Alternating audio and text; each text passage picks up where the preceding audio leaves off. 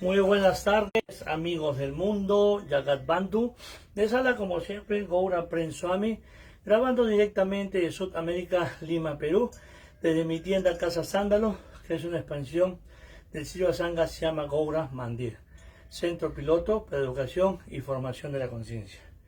Hoy, como les dije, en esta 16ª temporada de nuestro cuarto año de transmisión y conferencias, tenemos una vez más a nuestro ilustre doctor letrado en leyes, Gustavo Guillén López Castilla. Esta sería su quinta conferencia que nos viene regalando, compartiendo todo su conocimiento y su sapiencia, su sabiduría a favor de todos los presentes y los no presentes, porque los que no presentes, posteriormente bajado en YouTube este video, pues se benefician con estas conferencias que son tan bonitas, nutritivas, sabias, de mucha comprensión y de mucho filosofar y de hacerse preguntas e interrogantes. ¿Quién es el doctor Gustavo Guillén López Castilla? Él es abogado en leyes, graduado en la Universidad San Marcos, en la Universidad Mayor de San Marcos, con tres posgrados en Derecho Civil, Derecho Comercial y Derecho Romano. Él ya tiene más de 25 años en la profesión. Ha sido durante 10 años docente catedrático en diferentes universidades del Perú, como también tiene el dominio, no el saber, sino el dominio de 7 idiomas. Es codirector en la Biblioteca Nacional, ha sido ex juez de la Corte y trabajó por años, cerca de 10 años, en España, Inglaterra, me parece, sí, España e Inglaterra. Ahora pues está con nosotros, él sigue ejerciendo la profesión, nuestro abogado, no solamente nuestro abogado, nuestro amigo, él es un miembro de la familia, es considerado así por mi esposa, por mis cuñados, mi suegra, mis hijas.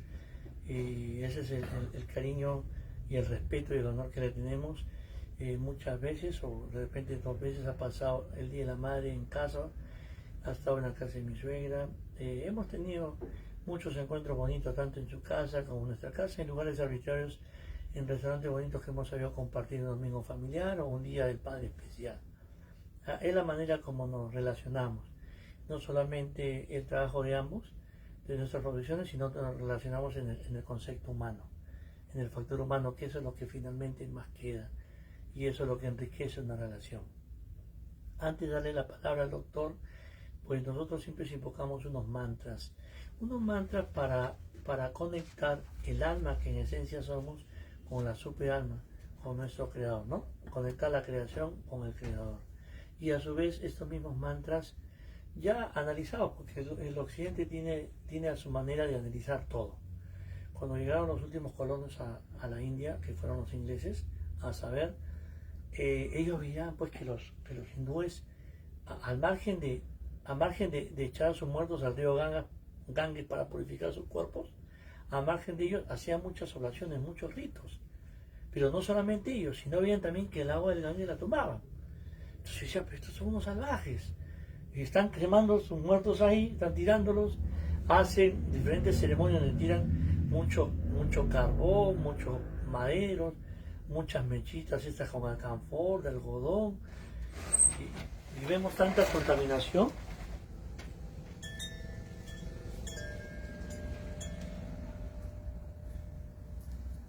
Y vemos tanta contaminación.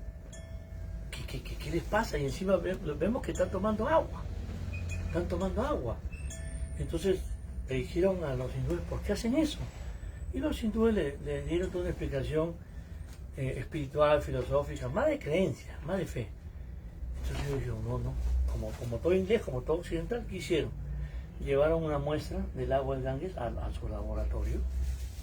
Entonces los hindúes no se ofendieron, bueno, ellos son así. Y a la hora que llevaron la muestra del agua Ganges al laboratorio, pues salía 100% agua pura, purificada. Y eso que agarraron donde estaban las cenizas, donde estaban las burbujas, donde estaban los maderos quemados de los muertos. y en cualquier lugar donde coja el cangue lo pone agua purificada. Y así muchas cosas, ¿no? Entonces, los mantras es para eso, para purificar el alma, y no solamente para purificar, sino para conectarla. Para conectarla, ¿por qué? Como le decía, los occidentales esto han llevado pues toda investigación. Si es verdad que el mantra resulta, si es verdad que el mantra te desestresa, te alivia, te da sosiego, te da paz, te da bienaventuranza, pues todo eso lo han comprobado en la práctica misma. De yoga ya en el occidente se viene hablando, si no hace 60 años, hace 50 años. Ahora en estos últimos 20 o 30 años tenía un auge tremendo el yoga en el mundo. Yoga, meditación, restaurantes vegetarianos, holísticos, veganos. O sea, está por todo lado. No solamente eso. En los hospitales, por ejemplo acá de Bagliati, en Mogrovejo, en todos los hospitales está ahora la sección de medicina alternativa. En medicina alternativa, los doctores recomiendan tai chi, meditación, yoga, cambiar su alimentación. Ahora están optando por eso los facultativos, porque saben que hay que dar un giro serio al oriente. Entonces, por eso que se cantan los mantras. Y más por eso, que algo que ellos no van a entender, o no logran entenderlo, sino con la práctica, que el mantra, que se desglosa en dos palabras, man, mente, tras, liberación, libera esos nudos que lo tienen atado a este mundo del condicionamiento. Estamos atados porque estamos condicionados. Siempre estamos deseando, queriendo, siempre estamos deseando, queriendo, y es como insaciable, siempre nos está faltando. Y esos son los dictados de la mente. Entonces cuando uno canta el mantra, nivela, es como tomarse un estabilizador, una quetiapina, como tomarse una, qué sé yo, hay quetiapina, otro mapa, ¿no? Estas pastillas de litio. Es como tomarse y estabilizarse. Entonces ahorita vamos a cantar los mantras, que es algo muy corto, y de ahí pasamos con el doctor. Om Anjana Timiramdasya Janam Salakaya Chakshu Militanjena Tasmai Sigurave Namaham Vanchakalpa Taruvyasha Kripa Sindhu Evasha Patitanam Pavanebhyo Vaishnavebhyo Namo Namaham. Sri Krishna Chaitanya Prabhu Nityananda Sri Advaita Gadadara Srivasadi Gaura Bhakta Vrinda Ki Jai. Namo Mahabhadandaya Krishna Prema Pradayate Krishnaya Krishna Chaitanya Name Gaura Tvise Namaham. Namo Mahabhadandaya Krishna Prema Pradayate Krishnaya Krishna Chaitanya Name Gaura Tvise Namaham. Hare Krishna Krishna Krishna Hare Hare Hare Rama Rama Rama Hare Hare Hare Krishna Krishna Krishna Hare Hare Hare Rama Rama Rama Hare Hare Hare Krishna Krishna Krishna Hare Hare Hare Rama Rama Rama Hare Hare. Jaya Radha Mohan Jayo Radha Mohan Jayo Radha Mohan Jayo Radha Mohan Jayo Radha Mohan Jayo Radha Mohan Jayo Radha Mohan Jayo Radha Mohan. Gurudev Gurudev Gurudev Jaya Gurudev Jaya Gurudev Gurudev Nitai Gaura Haribo, Haribo, Haribo, Nitai Gaura Haribo, Nitai Gaura Haribo, Haribo, Haribo, Nitai Gaura Haribo, Yayo, Prabhupada, Yayo, Prabhupada, Yayo, Prabhupada, Yayo, Prabhupada, Yayo, Prabhupada, Yayo, Prabhupada, Yayo Prabhupada, Yayo Prabhupada, Radhe, Radhe, Radhe, Radhe, Radhe, Radhe, Radhe, Radhe, Radhe, Radhe, Radhe, Radhe, Yay Guru Parampara, Bhagavata Parampara, Gaura Brahmanandi, Gaura Bhakta Vrinda Ki. Muchas gracias una vez más por su presencia y su participación en estos programas que lleva como nombre Raga Nuga Bhakti, reunión espontánea de amor y devoción. Hoy estamos en el cumplimiento del 4º año en nuestra 16ª temporada con la 5ª conferencia que nuestro doctor ilustre, Sir Gustavo Guillén López García, nos va a brindar el día de hoy, que se llama la volubilidad humana. Lo dejo con el doctor Gustavo, por favor. Gracias. Sí. La volubilidad humana. El hombre tiene una gran incapacidad para moldear de principio su propia vida, que es regularmente lo que más fácil moldear podría. Mucho más entonces, mucho más, aunque se les da poder a los hombres a veces, ¿no? Grandes partes de la historia. En ese aspecto, ¿no? Su vida es ante todo un deseo que una hechura. Deseamos mucho más de lo que somos. Seguramente se ha oído hablar del filósofo Jorge Federico Hegel. Él, en un fragmento bastante conocido sobre este mismo punto, decía así: la filosofía llega demasiado tarde para enseñarle al mundo cómo el mundo debe ser. La lechuza de Minerva levanta su vuelo solo cuando han llegado o ha caído las sombras de la noche. Esto se refiere a lo siguiente, ¿no? La sabiduría reflejada en esa diosa, reflejada en su lechuza, ¿no? Dice, te vuelvo a repetir, solamente levanta su vuelo cuando han caído las sombras de la noche. Es decir, cuando ha avanzado mucho la temporada de nuestra vida, recién en ese momento algo de sabiduría llegamos a aprender. La lechuza levanta su vuelo cuando han caído las sombras de la noche del hombre, de la noche de su vida. Muy bien. Así pues el hombre aprende tardíamente. Si aprendiera a tiempo, podría vencer algo de lo cual se lamenta desde hace milenios, sus contradicciones. Pero éstas lo marcan, pues, lo que constituye una parte de sus debilidades.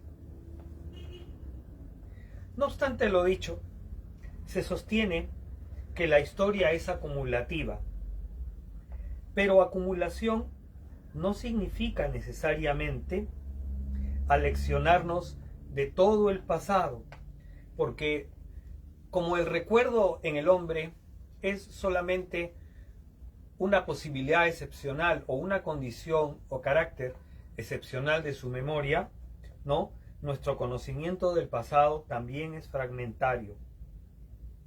El presente no puede reducirse al pasado, sino que es un lapso instantáneo formado con elementos que vienen del pasado, pero bajo contextos diferentes, y sobre todo por elementos nuevos en función de los cuales se define lo viejo. Nosotros no entendemos lo viejo como una cosa completa, acumulada. La estimación que tenemos de lo viejo, es decir, de las cosas antiguas del pasado, mayormente están dadas, por supuesto que este es un espejismo, ¿no?, por el presente. Y así por extensión, el presente significa ausencia de ciertos elementos del pasado.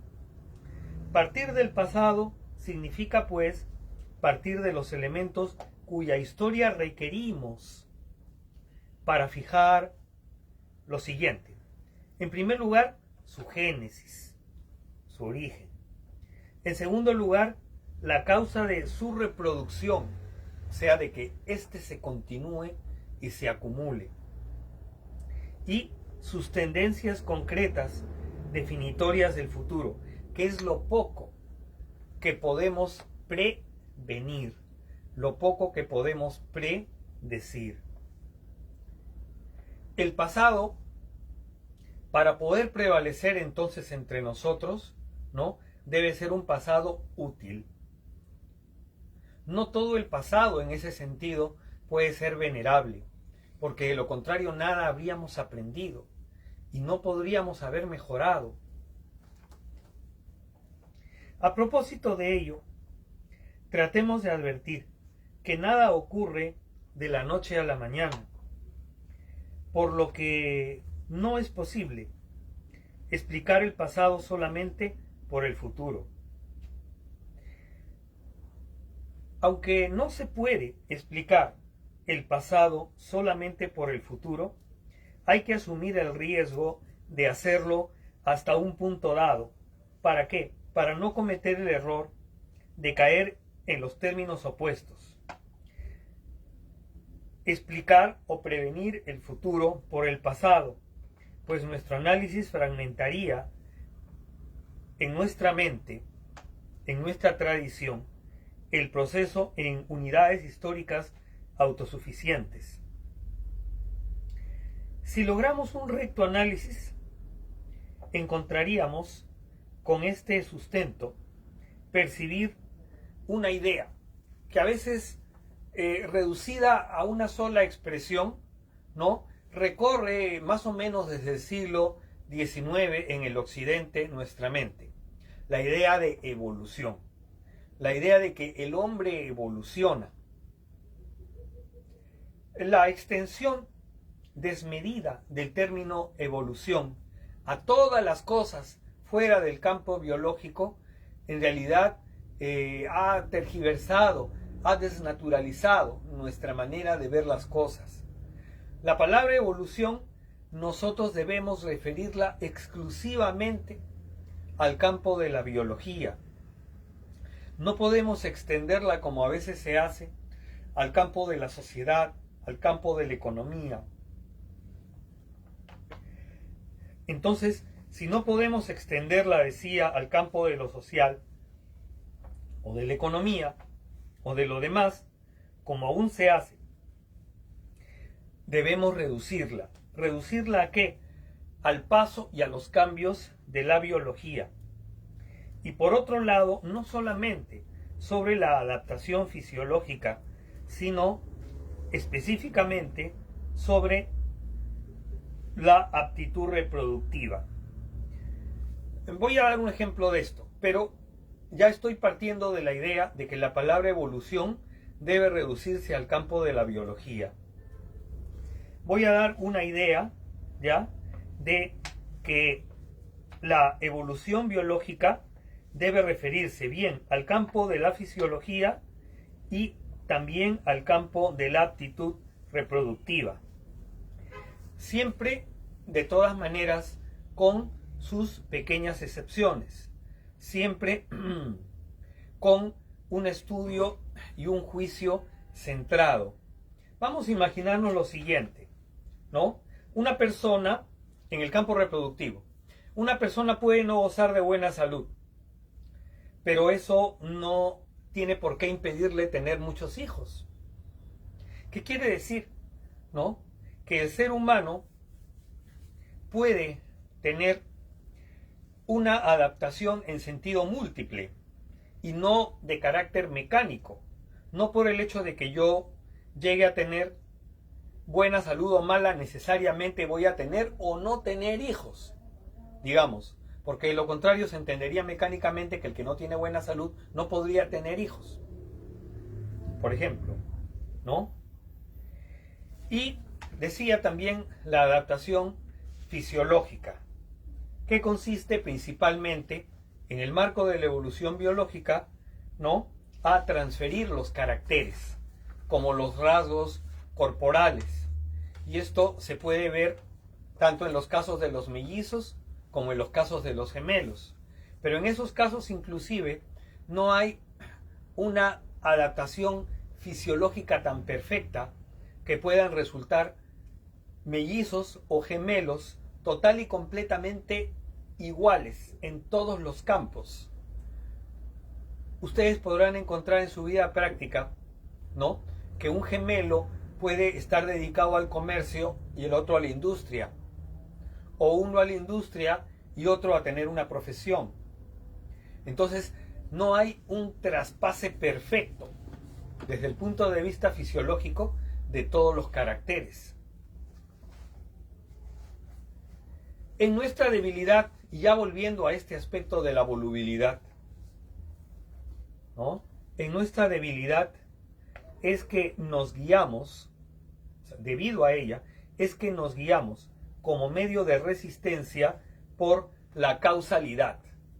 El ser humano se guía mucho, ¿no?, por la procuranza de encontrar en todas las cosas raíces, orígenes, causas precisas de ser posible, bien hablando de una sola causa como determinante, o bien hablando de varias causas como meros contribuyentes, ¿no? Y es justamente debido a la idea de causalidad que nosotros es que erigimos ciencias, ¿no? Ciencias que pueden ser en extremo unas rigurosas o saberes de aproximación.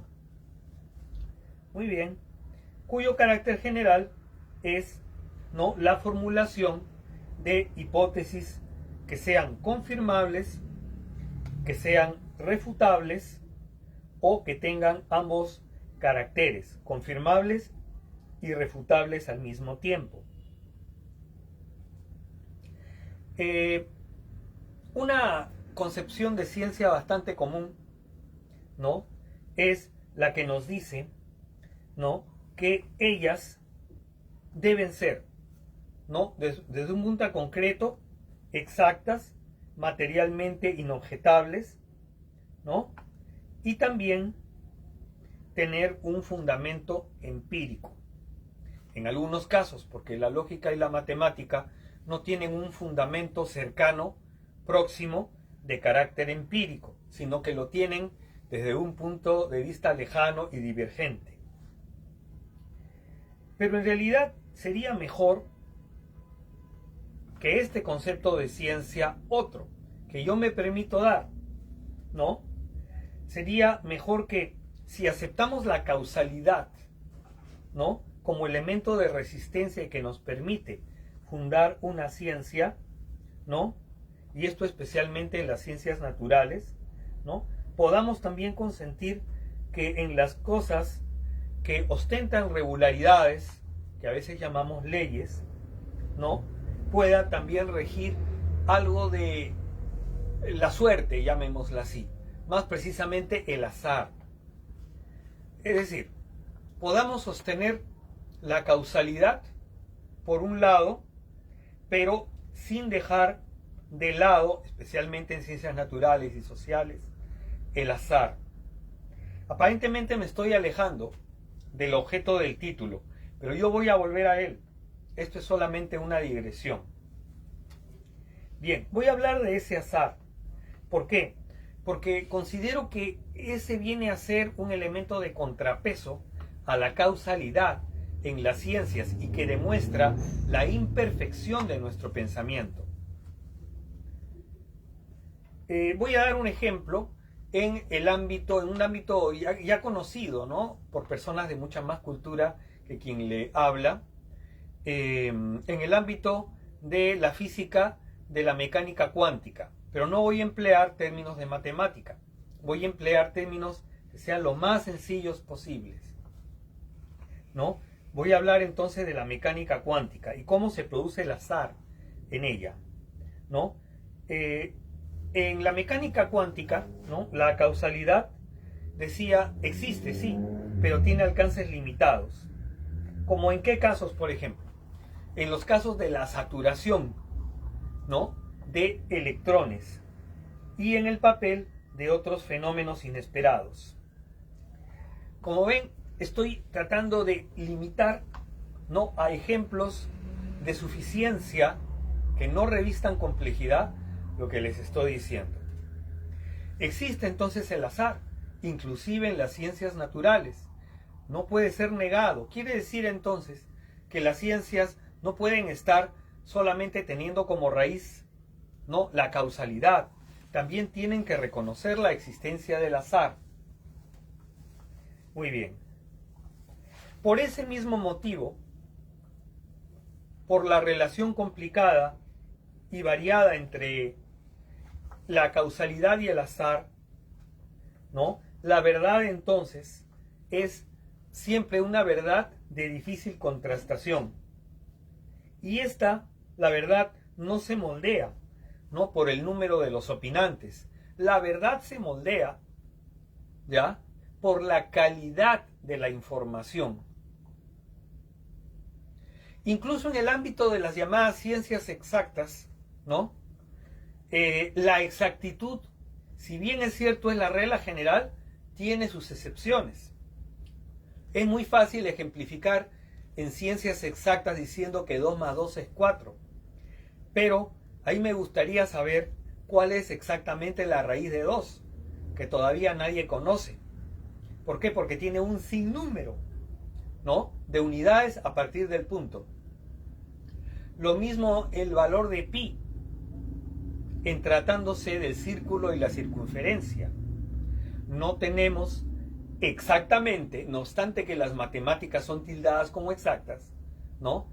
No tenemos exactamente, ¿no? El número definido del pi y sin embargo lo empleamos todos. Muy bien.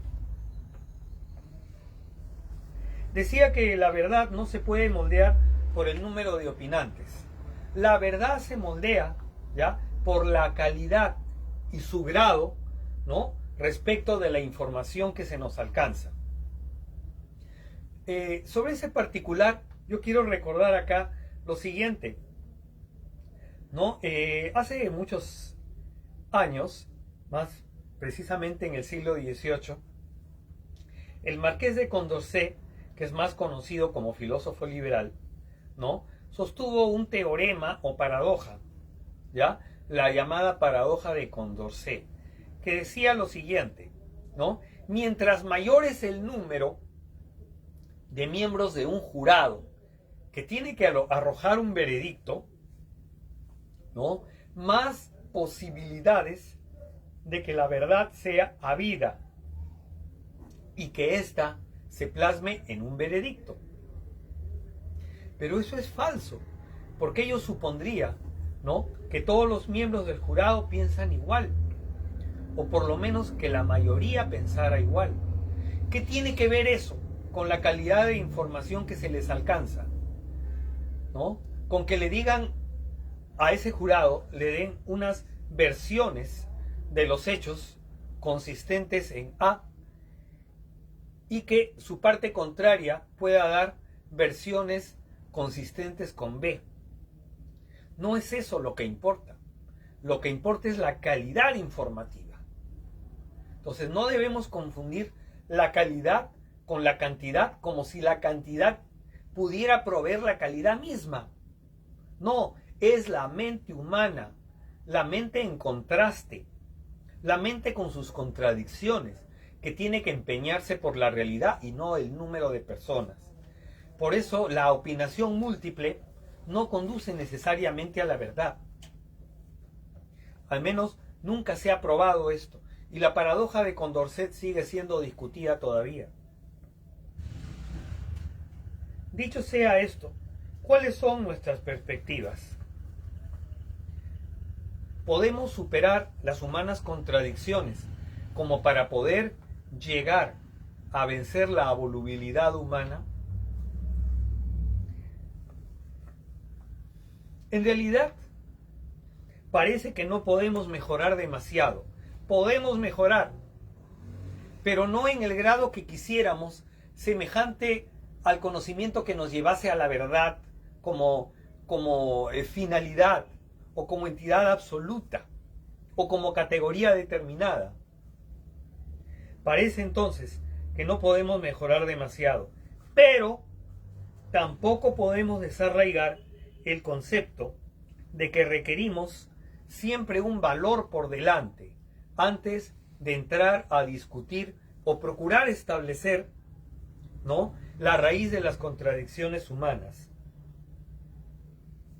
Y este valor no sería sino uno, considero yo, nuestro progreso moral. No estoy hablando acá de progreso económico, estoy hablando de progreso moral.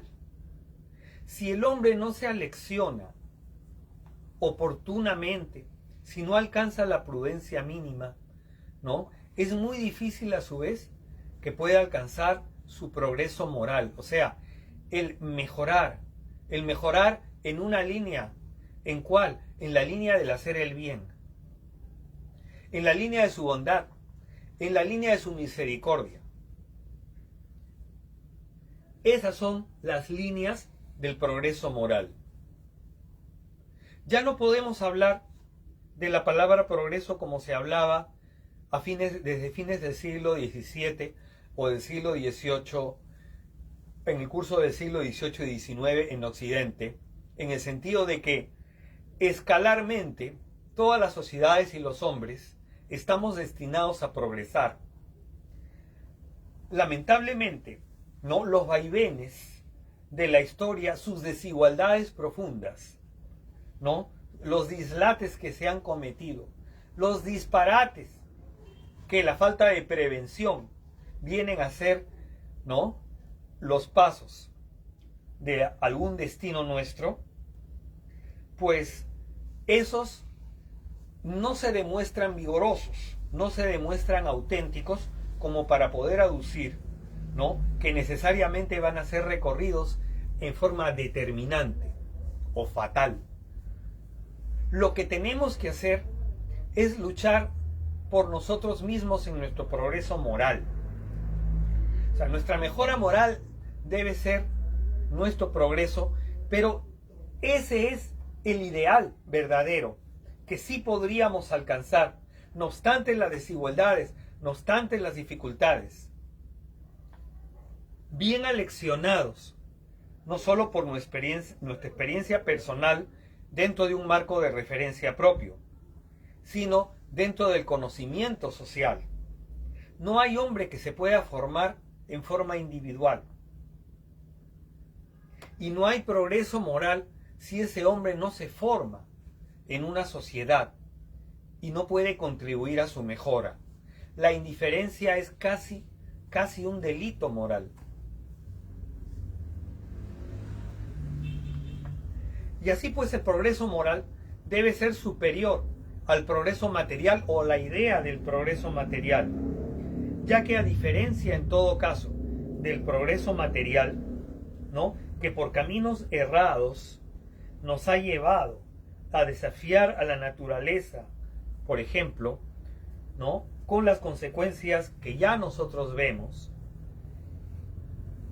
en vez de dedicarnos a seguirla, ¿no?, como que somos parte de esa naturaleza, aquella vía, la vía del progreso moral, nos llevaría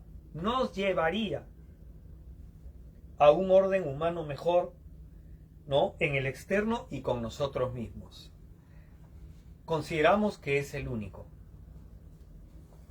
Bien, otra perspectiva es la siguiente. El ser humano tiene una falta de visión muy profunda. Generalmente se debe a ese vicio tan constante, ¿no? Aún en personas tan ilustradas, que consiste en agrandar, magnificar los hechos más cercanos y así cegarse ante los más lejanos. Podríamos resumirlo diciendo: la estridencia del ágora, la estridencia de la plaza, ¿no?, ahoga los susurros. Entonces nos falta una visión equilibrada. He ahí una de las razones de las humanas contradicciones. Sin embargo, podemos encontrar una excepción, ¿no?, a la necesidad de la prudencia, de mirar con atención el pasado. Podemos encontrar una excepción en los hechos comunes de los hombres cuando esos hombres están presentes en la memoria más reciente, siempre que esa memoria esté adiestrada en la fidelidad. O sea, procure la verdad y no de ninguna manera en distorsionar, en desinformar, en deformar. Esto es, pues, vamos a encontrarnos en un juego de limitaciones y atributos cuyo equilibrio es en realidad difícil. Quisiera resumir lo dicho, ¿ya?, en una expresión que por supuesto no es mía, ¿no?, en una frase de Shakespeare en una de sus dramas, en el Julio César. En el Julio César, uno de los personajes, Brutus, dice lo siguiente a propósito de su destino en el curso de una batalla. Él dice: los asuntos del hombre son como la marea, tomado en bajante conduce a la fortuna, omitida el viaje de su vida, está condenado a la escasez y a la miseria. En esa mar llena flotamos todos. Debemos aprovechar la corriente que nos sirve, so pena de perder nuestra fortuna. Gracias.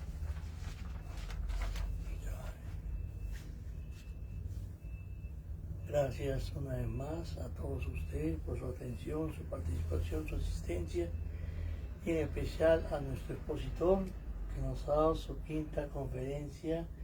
Lo hemos programado y así lo hemos sentido con el doctor para que sea siempre una vez por mes, abriendo de repente el mes, en la quincena o cerrando el mes, que es importante.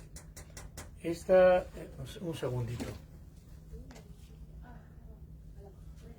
Esta conferencia sobre la volubilidad humana, pues el doctor, siento, hablo a título personal, me ha sorprendido, y me atrevo a decir que nos ha sorprendido todo, con la calidad de enfoque que le ha dado este tema, enriqueciéndolo, si se puede decir así, desmenuzándolo, interiorizándolo, desglosándolo, para que lo podamos entender con mayor amplitud y podamos quedarnos en el análisis, en las preguntas, en esa curiosidad del ser humano de investigar, de siempre investigar. Nos deja la inquietud, como dicen, nos deja el gusanito para seguir investigando y interiorizando y ahondando en el tema. De parte mía como psicólogo de profesión y por la parte de la filosofía oriental, pues de todo lo que escuché el doctor, pues me ciño en el concepto mismo de la conferencia sobre la volubilidad humana. Cuando el doctor me dio el nombre, doctor, volubilidad, no está en mi registro, me dijo, de lo voluble. Ah, volubilidad humana. Ok, ya entendí. Dije, qué bueno, doctor. Y la misma palabra la hace rica la conferencia, la hace importante, la hace interesante. Y nos enfoca en la psicología y la filosofía la volubilidad humana o lo voluble que puede ser el ser humano, puede partir, no aislado, pero puede partir acerca del aspecto de la mente. Pero como sabemos que nosotros no somos mente, sino tenemos mente, inteligencia, sentidos, ¿no? La mente está considerada como el sexto sentido, es el sentido más sutil. Es un sentido material, pero más sutil. Lo hablan como más sutil, pero lo sutil no deja de ser material, más que simplemente más fino. Pues en esas características que tenemos nosotros, pues está ahí citado la mente. Pero si bien es cierto, la mente no actúa independientemente a todos estos elementos que he citado. No actúa. Puede ser, pareciera que es así, que ella actúa independientemente. Pero es como la mente está dentro de un consultorio multidisciplinario. O sea, está comprometido con la inteligencia, con los sentidos, ¿no? Con los sentimientos, con la parte afectiva emocional, con lo pasado que dijo el doctor, con cosas del pasado, y también con las cosas que pretende ver la mente en el futuro. Sin haberla vivido, pues la mente siempre es obstinada. La mente siempre es deseosa, siempre está sintiendo, deseando, queriendo. Yo quiero. O sea, no hay cómo pararla, en cierta manera. Pero la mente está asociada a todo ello, porque la mente está comprometida con la inteligencia. A veces nuestra inteligencia o nuestros sentimientos dejan de ser sentimientos, dejan de ser inteligencia cuando está unida, por ejemplo, la mente a los sentimientos. Es a partir de que se llama, o se dice, sentimentalismo. Unida al sentimiento de la mente, sentimentalismo. Ya deja de ser sentimiento, basado o empezando por el sentimiento, pero unida a la mente, comprometida a la mente, ya es algo sentimentalismo. Como la inteligencia. La inteligencia puede ser muy locuaz, muy lúcida, muy clara, pero cuando se une a la mente, empieza la duda. No es que la mente se dispara y no solamente eso, sino quiere tomar el protagonismo, quiere estar por encima de la inteligencia, quiere darle cátedra a la inteligencia. Por eso que ya se pierde la objetividad, porque ella no quiere acaparar todo, lo quiere entender todo, lo quiere saber todo, lo quiere resolver todo. Inteligencia a veces dice, wow, hay que jalarla con un reno, cálmate, tranquila, que la cosa no es así, ¿no? Y también cuando la mente es asociada a esa parte inclusive corporal, al cuerpo, cuando la mente nos puede, como dicen en filosofía, como la mente puede jugar un papel preponderante al punto de ser nuestra mejor amiga, como también puede ser el peor de nuestros enemigos, la mente. Y como el peor de nuestros enemigos nos hace creer, si tú estás mal, no tienes buena salud, este negocio no va a salir, no creo que apruebes el examen, no te has preparado bien, nos vuelve bastante frágiles, nos vuelve bastante vulnerables, nos lleva al punto de psicosomatizar. Tanto nos da la mente que nos llegamos a psicosomatizar y sentimos que, ay, me duele el estómago, tengo una presión en el pecho, no será que estoy a punto de que me va a dar un ataque cardíaco, un infarto, estoy el estómago, no será que se me afloja, hasta que me duelen las piernas horribles, me duele acá toda la nuca, yo no sé qué voy a hacer. Entonces la mente nos da tanta inseguridad, tanta inestabilidad, que nos llega a meter en el campo del estrés, de la tensión. Se agarra con nuestro cuerpo. Es más, y a veces hasta heridas nos salen, nos brotan heridas. Nos brotan así ciertas como alergias en el cuerpo. Y cuando nos revisa, pues los doctores, análisis, sangre, orina, todo, no tienen nada. No anda el dermatólogo. Y el dermatólogo, como ve la parte de la piel, la epidermis, entonces dice, wow, esta es una cuestión de piel. Y comienza, pues tanto los doctores primeros y los segundos comienzan a hacer entrevistas, las preguntas, el rapport, la empatía, y pues dan con el tema también, dicen, no, señor, ¿sabes qué? Bájele un cambio. Baje un cambio, señor, usted está muy acelerado, usted está que se niega cosas, usted está que se da con palo, y por ende, pues psicológicamente hay un reflejo que se está psicosomatizando en su cuerpo, y ya se está viendo como parece ver, como que fue una enfermedad física, lo cual no lo es. Entonces, la vulnerabilidad del humano se puede entender por ahí también por el aspecto mental, propiamente dicho, porque siempre nos está jugando en contra mayormente.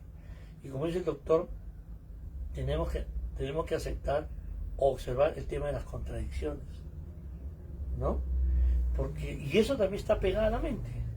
De repente un día estamos, digamos, por utilizar el término, antojados de ir a la playa.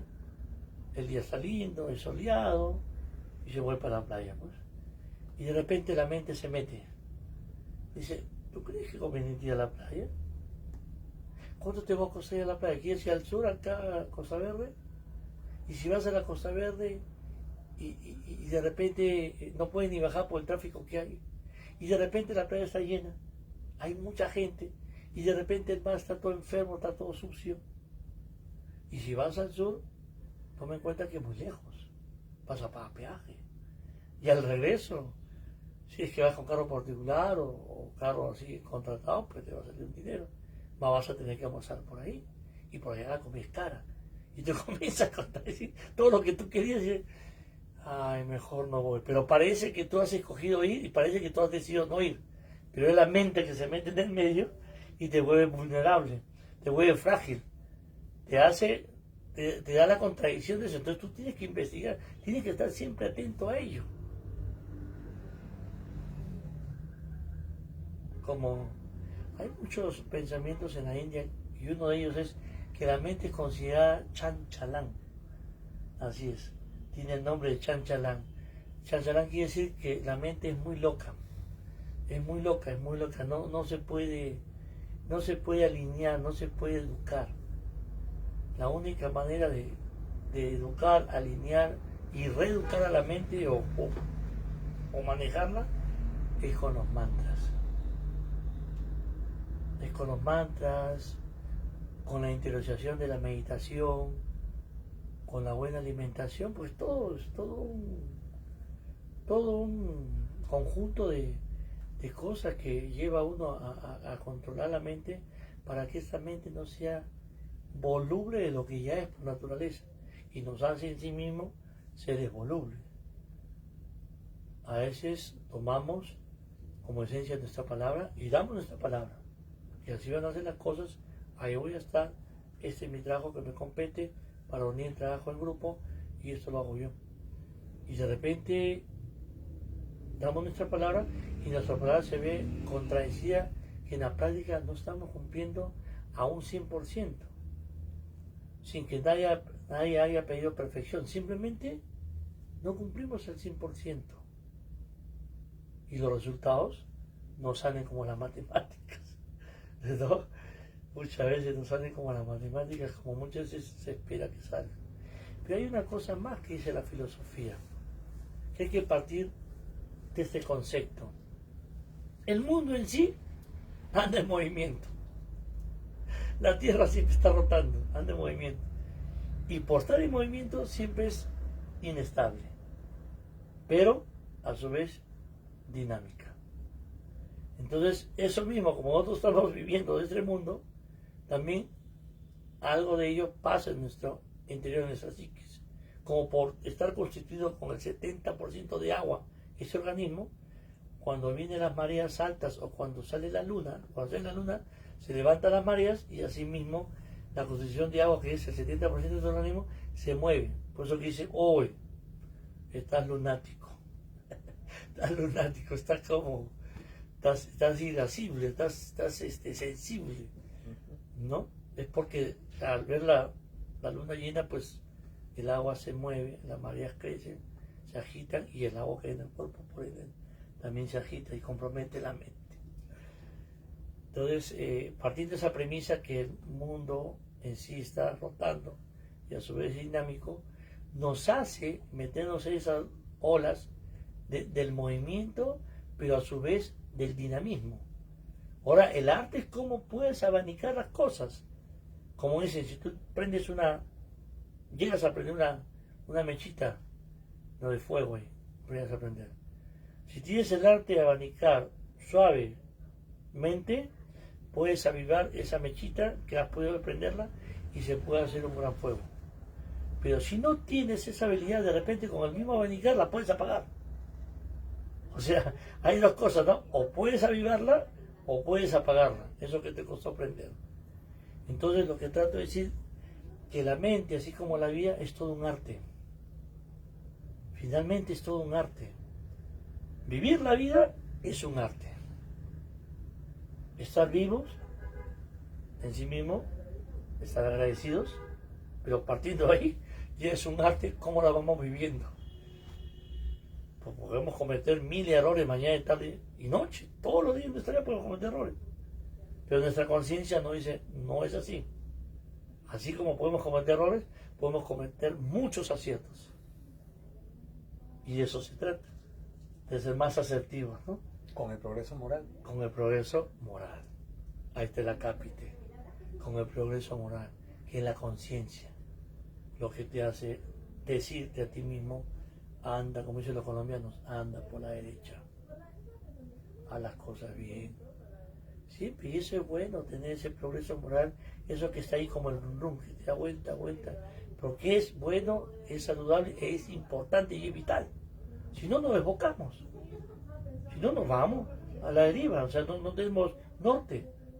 El progreso moral, como la conciencia, es como el faro en la inmensidad del mar, que eso guía pues al navegante, decir, ahí está, no, ahí está, y ahí tengo que ir a buen puerto. Pero sin ese faro, sin la lectura de las estrellas de los navegantes, ¿a dónde irían? Y así es este mundo, ¿no? Es la conciencia, que la moral, que es como el faro, como las estrellas en el firmamento. Hay que saberlas leer nomás. Yo me quedo aquí para darle las últimas palabras al doctor. Y por favor, doctor, prosiga. Usted nos ha ilustrado muy lindo. El hombre es un ser voluble. Eso es lo que he querido demostrar. La volubilidad consiste en su variabilidad, que es justamente la que da lugar a los contrastes, no solo internos propios de la vida de cada cual, sino en general los que ocurren en las sociedades. El hombre no puede combatir de un solo golpe o en un solo acto para siempre, ni individual ni social o generalmente, esa volubilidad. Cuantas veces lo ha intentado a través de mitos, doctrinas de cualquier tipo, ¿no? Siempre se ha mostrado impotente para ello. Esto no quiere decir que nosotros nos tengamos que doblegar. Lo que quiere decir, ¿ya?, es que tenemos que aceptar eso, ¿ya?, y entender que el camino no es el rompernos como personas, o sea, disgregarnos, ¿no?, fragmentarnos como personas, sino que cada uno de nosotros debe consolidar en sí mismo, ¿no?, la fortaleza moral para resistir el embate de esas debilidades. La carne sufre, pero la carne resiste. Solo por eso la carne está viva. Y la única forma entonces es resistir mediante la prevención. Y la prevención requiere el conocimiento de nosotros mismos. Lo más seguro para predecir los actos de una persona o prevenir los peligros, ¿no?, lo más seguro es conocer nuestros propios antecedentes. No hay otra forma. El ejemplo es una necesidad persistente. Y la vida está formada de muchos y variados ejemplos. Es muy difícil, ¿no?, rebatir la vida pensando en destruir todo el pasado, pero es necesario tener la experiencia para elegirlos, ¿no?, y fundar no solo para nosotros mismos, sino para otros, el futuro. Gracias. Muchas gracias. Esto se puede decir en el buen español, ha sido un cierre con broche de oro. Lady and gentlemen, una vez más les agradecemos su presencia y participación, y sobre todo en lo particular reconozco la presencia y participación de ustedes, más aún de todos los expositores, pero como un cariño especial más aún con el doctor, porque sé que vamos a aprender todos.